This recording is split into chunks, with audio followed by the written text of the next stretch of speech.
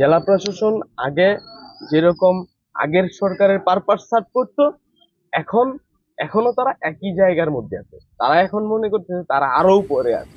এবং সেই জায়গায় আমি বলেছি, আপনারা 1000 শিক্ষার্থীকে জিজ্ঞেস করবেন যারা আন্দোলন করছে যে এই ডিসি সাহেব 24-এর পক্ষে নাকি এই ডিসি সাহেব 24-এর বিপক্ষে, তাইলে আপনারা উত্তরটা পাবেন। এবং উনি এই গ্রাফিতি গুলা মুছে দেওয়ার মাধ্যমে আমাদের এই আন্দোলনকে মুছে দেওয়ার চেষ্টা করেছেন। গ্রাফিতি হচ্ছে একটা আন্দোলনের ভাষা, একটা প্রতিবাদের ভাষা। সেই হিসাবে আমি আসলে এই জিনিসটাকে দেখি।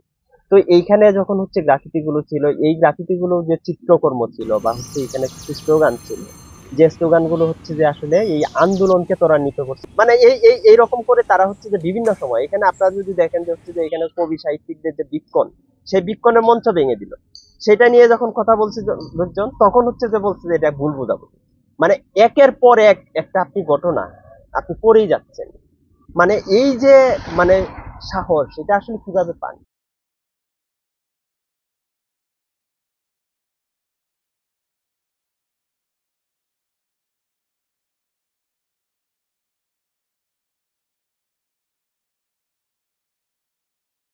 আন্দোলন তো সারা বছর হবে না, একটি নির্দিষ্ট সময় হয়। পরবর্তীতে এই যে গ্রাফিতি গুলো থাকে, তাহলে সেগুলো মানুষ দেখে, প্রজন্ম দেখে বুঝতে পারে যে এমন লড়াই সংগ্রাম হয়েছিল, আমাদের মানুষগুলো রক্ত দিয়েছে, জীবন দিয়েছে, কি অপশক্তির বিরুদ্ধে। এগুলো থাকে সারা বিশ্বের মাধ্যমে। এখন আপনি গ্রাফিতি গুলো মুছে দিচ্ছেন, অদৃশ্য করে দিচ্ছেন।